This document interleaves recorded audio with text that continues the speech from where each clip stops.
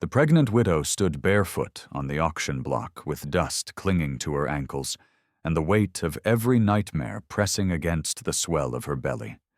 Yet when Rancher Colt Maddox stepped forward to claim her with the winning bid, she didn't cry or beg. She stared him dead in the eyes and said in a low, steady voice, "You'll regret this." A warning so calm it made several townsfolk fall silent before bursting into cruel laughter, mocking her courage as Colt smirked and grabbed her arm like he'd bought a mule instead of a woman running from a past sharper than any blade. Her fingers instinctively shielded her stomach, but Colt jerked her hand away, saying, "That baby won't save you from chores," while men in the crowd shouted, "Keep that one busy, Maddox. She looks like trouble," though none of them knew the truth about the man she had fled, or the blood still drying behind a ranch house miles away, where her husband had taken his last breath defending her. Colt tugged her down the steps, yanking so hard she almost lost her footing, and when she winced from the sudden pain twisting through her ribs, he scoffed, "Don't start whining. I gave you a second chance. Most widows don't get that luxury." But she whispered, voice cracking but determined, "You don't know what follows me," which only made him laugh louder, saying, "A widow with a baby following her? That's nothing but debt and trouble."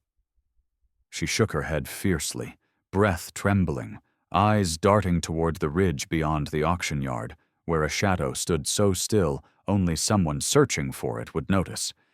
But when Colt turned to see what she was staring at, the ridge looked empty, the shape vanished, and she swallowed hard, whispering, "Please, just take me away from town before he finds us." Colt frowned. "Hey." She hesitated. Her voice tightened. "If he comes, he doesn't stop." Colt puffed his chest. "I've handled violent men before." She shook her head again, whispering, "Not like him." Colt jerked her chin upward. "Who is he?" Her throat closed as she tried to speak, but the only answer came in the form of a deep, low cry rolling across the wind. Half animal, half human, carrying a warning so ancient every horse in the yard shifted nervously. Colt stiffened. "What was that?" Her heart slammed against her ribs. "You should let me go," she whispered. Colt glared. "I paid good money for you." She lifted her chin with trembling resolve. "Money won't protect you." And as the wind carried another distant cry across the ridge, Colt finally realized the widow wasn't threatening him. She was trying to save him. The townspeople were still murmuring about the strange cry when Colt Maddox dragged the pregnant widow across the hard-packed dirt toward his wagon, irritated by how she kept glancing over her shoulder as if expecting the shadows to rise and swallow them both. He tightened his grip on her wrist, muttering, "You're jumpy as a spooked filly," but the widow, Annabeth, could barely breathe past the terror climbing her throat because she knew that sound, knew the way it vibrated through the ground like a warning only meant for her, and when a ranch hand asked, "What's she so scared of?" Colt snapped, "Her own imagination," even though a faint shiver crawled up his spine. Annabeth stumbled, clutching her belly, and Colt paused long enough to let her catch her breath, but not long enough to show patience. He wanted answers, wanted control, wanted to understand what danger she was hinting at. Yet every time he asked, "Who's following you?" she only whispered the same trembling reply, "Someone who won't stop until he finds us." It made no sense. She was a widow, alone, broke, helpless in the eyes of the town, and yet the dread in her voice felt too real to dismiss. As Colt boosted her into the wagon, another cry rolled across the ridge, this one sharper, closer, threaded with something that prickled the back of his neck. Annabeth flinched, covering her ears, whispering, "He's coming!" Colt scanned the distant hills, but all he saw was shimmering heat and the dark silhouette of a lone saguaro. "There's nothing out there," he muttered, though uncertainty pressed against his chest. "You can't hide fear behind superstition." Annabeth shook her head violently. "It's not superstition, it's him." "Who?" Colt demanded again, frustration rising. Her voice trembled. "My husband's brother." Colt froze, confused. "Your husband is dead." "Yes," she whispered. "And his brother blames me." Colt's brows knit. "Why would he—" But the answer hit him before she spoke it. Annabeth's throat tightened. "Because the night my husband died, he died protecting me from him." Colt's eyes widened. "You mean, he's the one who—" She nodded sharply, tears welling. "He said he'd track me to the ends of the earth. A pregnant widow doesn't get to run. Not from him."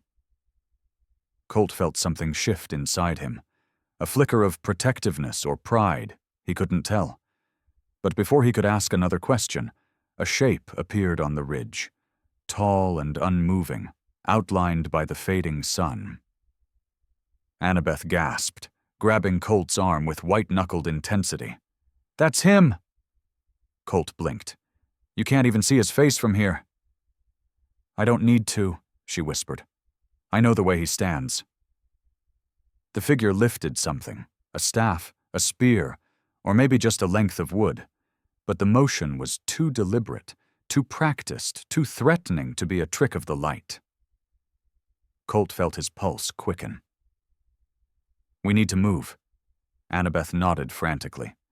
"Before he reaches town." The shadow didn't move at all, and somehow that was worse than if he'd charged.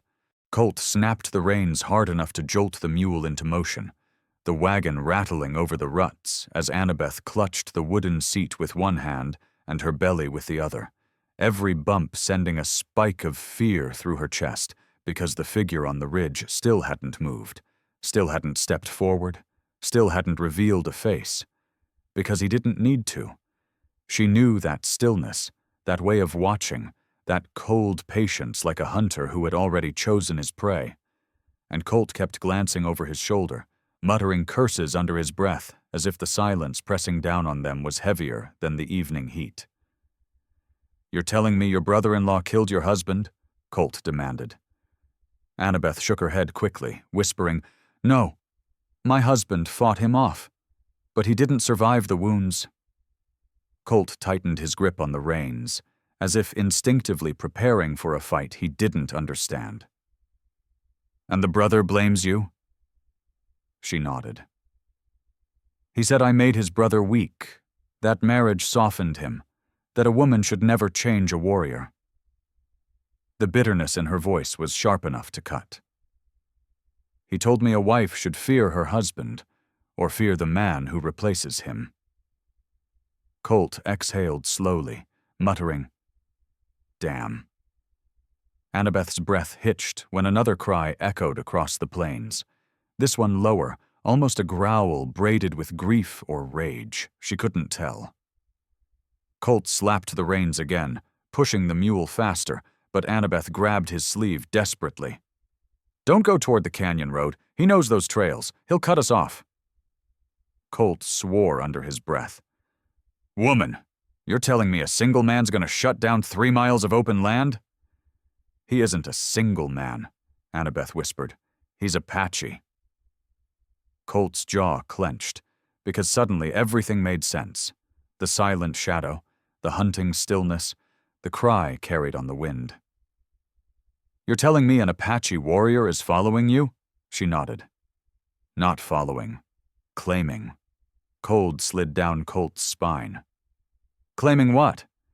"Me," she said, voice cracking, "and the child." Colt turned sharply, staring at her as if seeing her for the first time. Not just a desperate widow, but a woman carrying the obsession of a man who didn't understand the meaning of letting go. "Why the hell didn't you tell the town?" Annabeth laughed bitterly. "They barely believe a woman can think. Why would they believe she's hunted?" Colt had no answer, because he knew she was right. The wagon lurched sharply as he turned toward a narrower route, but halfway down the slope, he froze. A shape rose from behind a cluster of boulders, tall, broad, motionless, exactly where Annabeth said he'd appear if they took the wrong turn. Colt's breath dried up. "He's hurting us," Annabeth whispered. "Cutting off exits." Colt grabbed his rifle with shaking fingers, but before he could lift it, the Apache warrior stepped forward slowly, revealing a painted face streaked with grief and fury, eyes locked on Annabeth like she was the only thing left alive in his world. Colt had never seen a man look at a woman that way. Not with love, not with rage, but with something far more dangerous. Possession. Annabeth's nails dug into Colt's arm. "I told you," she whispered, voice trembling. "You will regret buying me."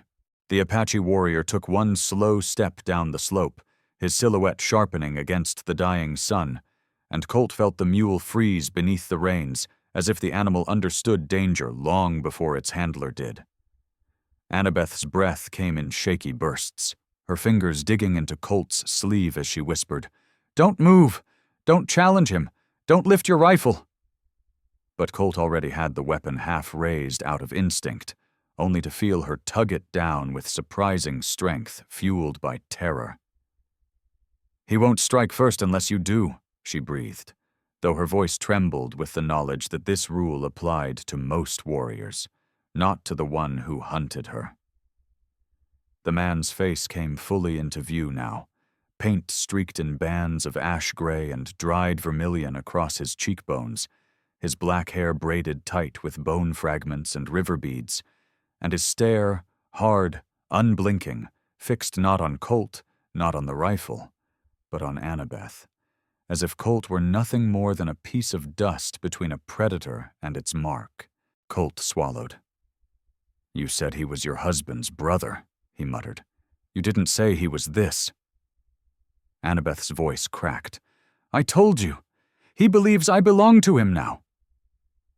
The warrior lifted his hand, not in greeting, not in peace, but in a command that froze the wind itself. Annabeth stiffened. "He's telling us to stop." Colt clenched his jaw. "I don't take orders from—" "You do if you want to live," she hissed. The warrior began descending the rocks, careful, deliberate, like one accustomed to moving silently over uneven ground.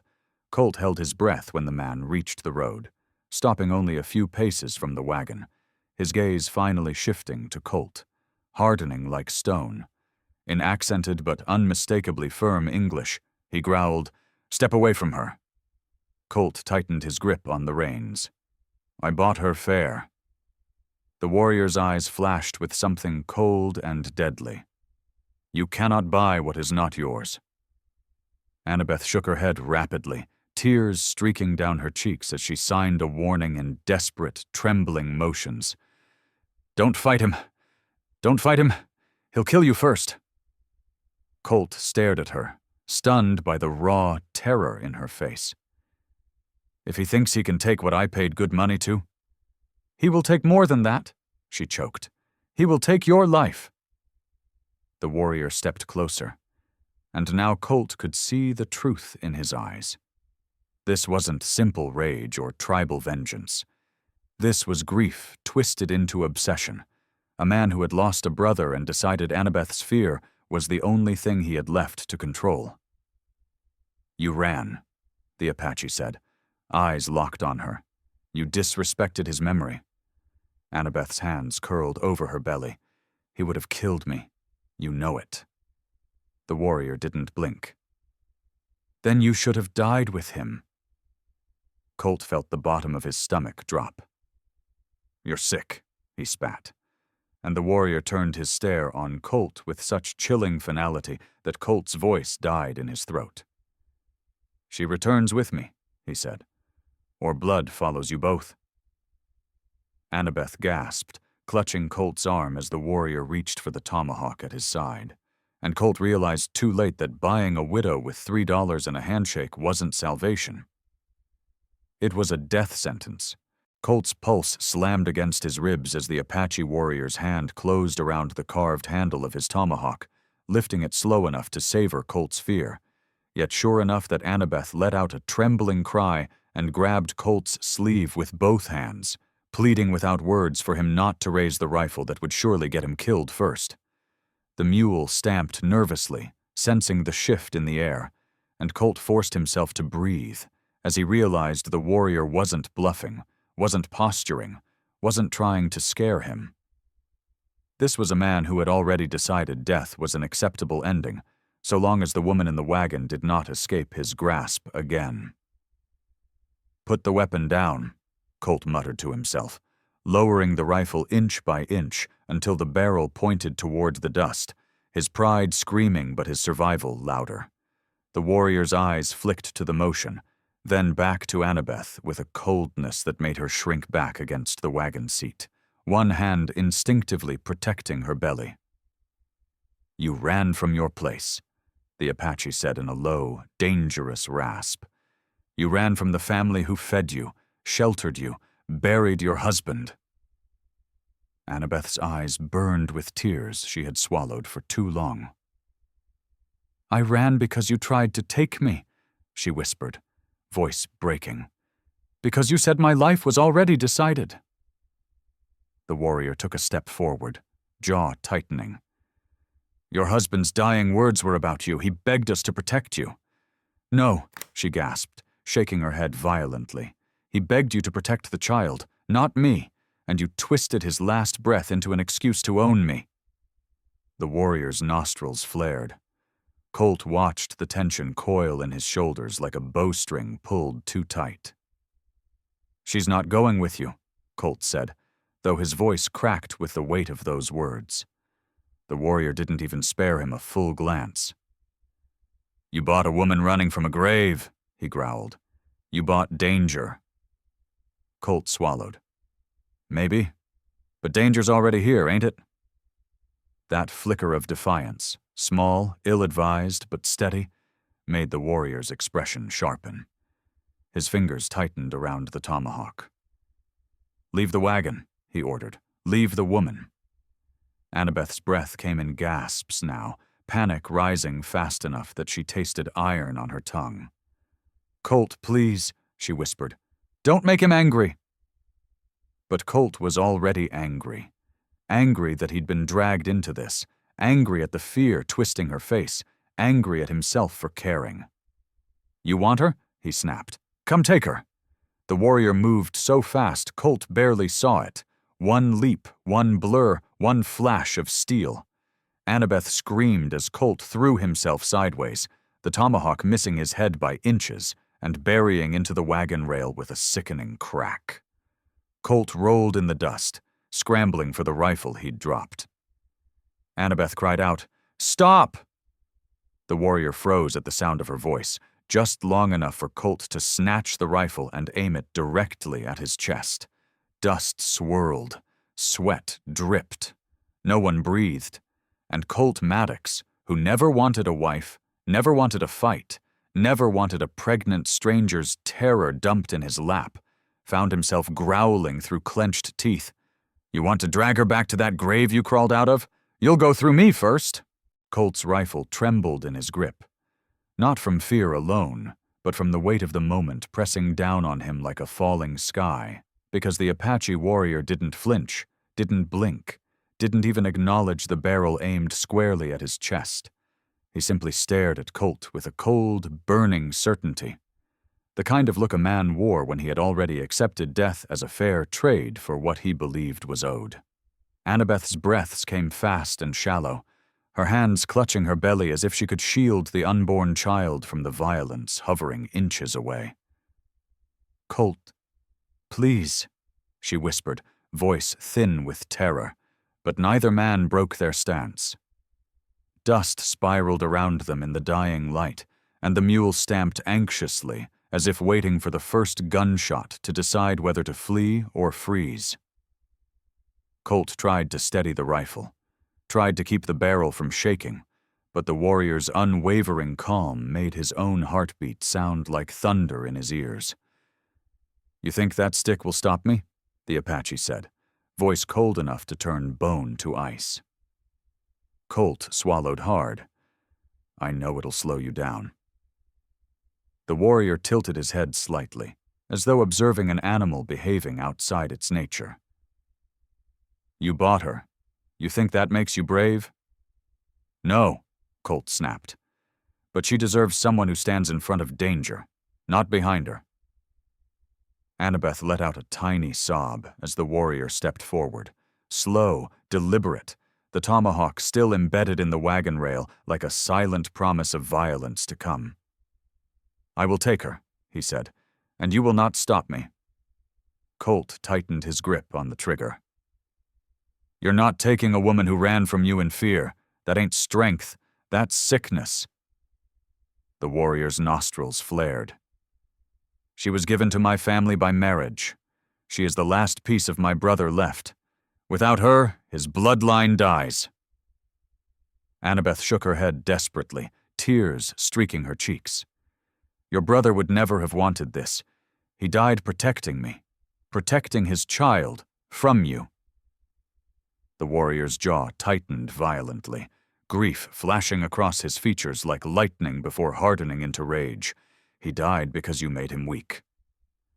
Annabeth recoiled as if struck. Colt's voice broke. "A real man doesn't blame a woman for his own failures."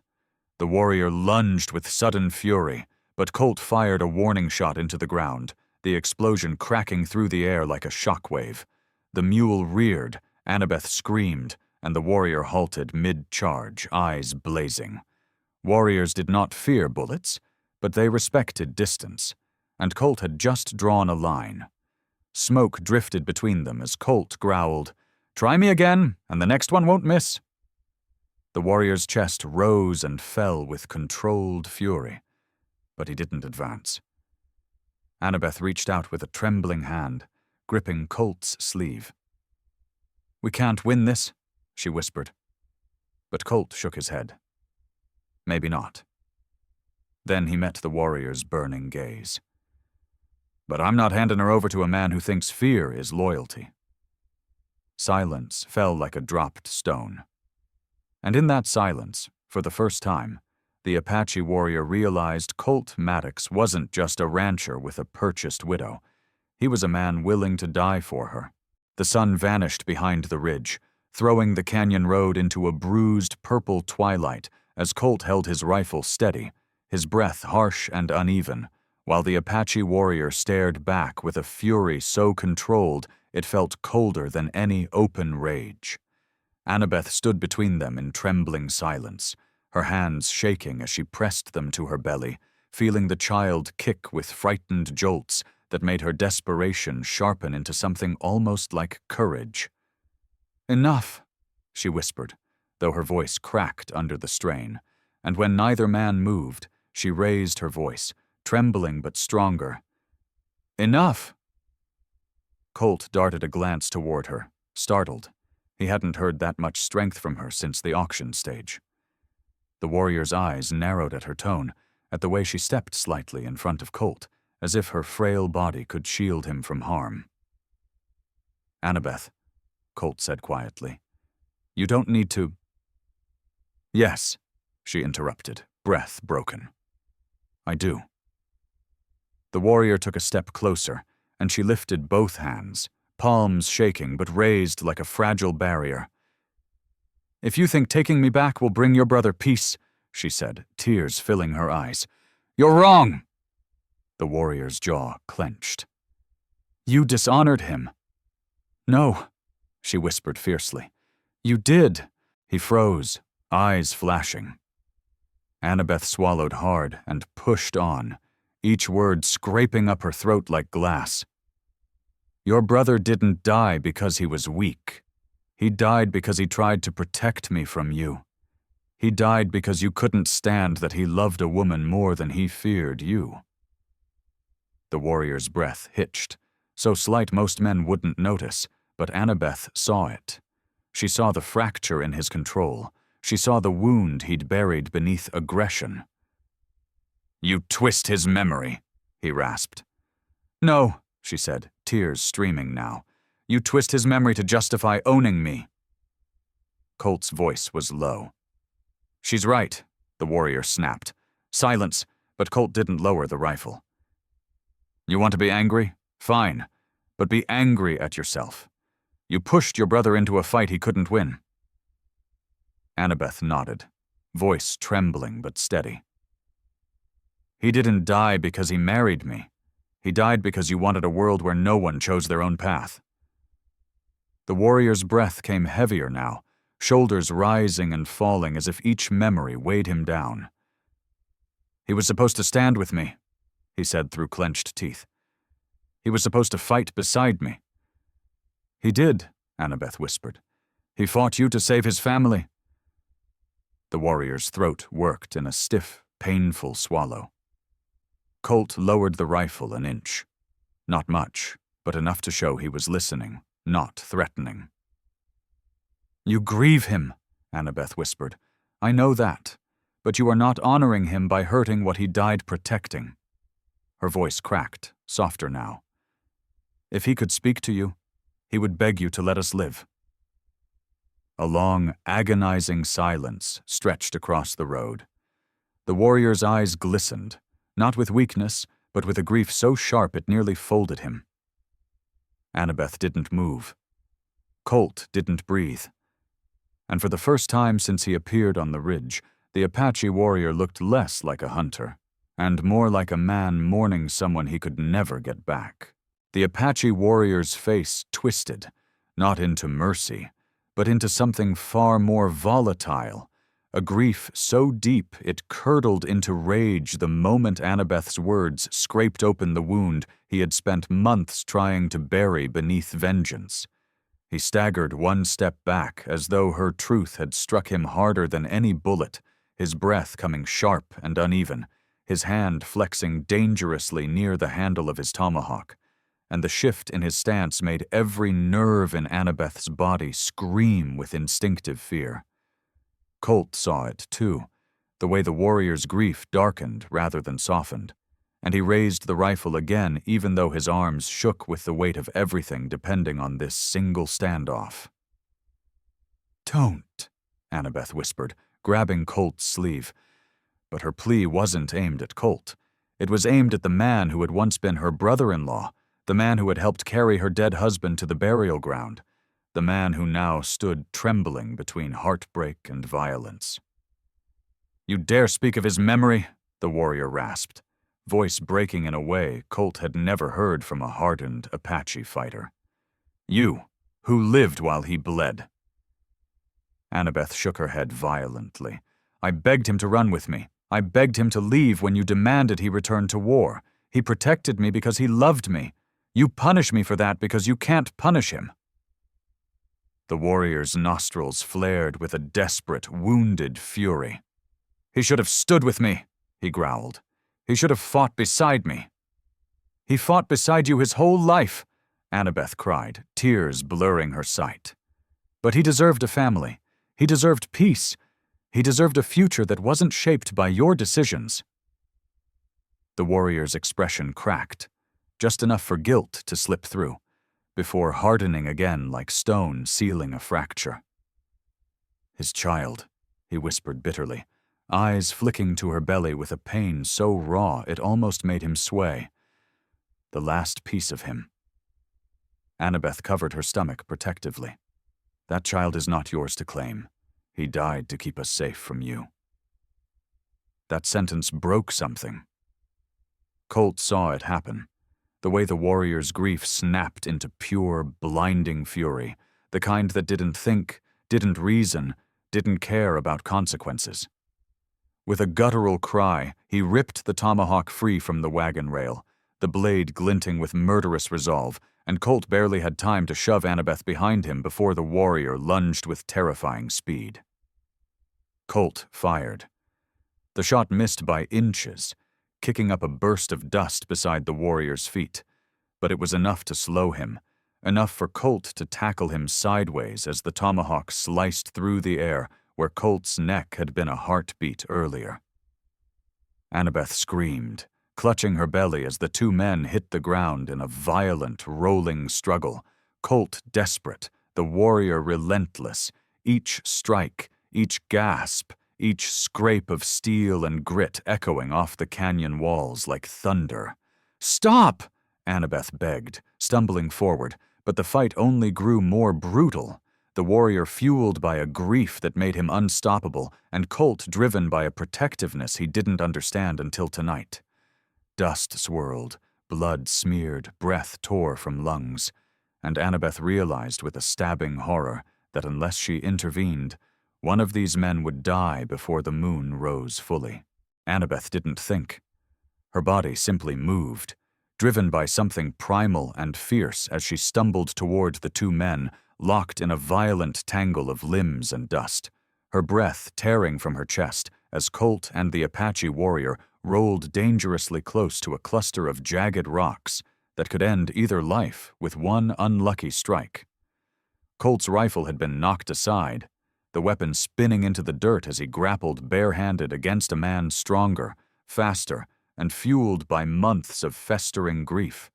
And for a sickening second, Annabeth saw the tomahawk arc upward in the warrior's fist, blade flashing with the promise of blood. Colt managed to grab the warrior's wrist, straining with every muscle in his body. But it was clear he was losing. The warrior's arm lowering inch by inch as the blade trembled above Colt's throat. Annabeth felt her entire world tilt violently. She thought of her husband, kind, gentle, protective to his last breath. She thought of the child rolling beneath her ribs, sensing her fear.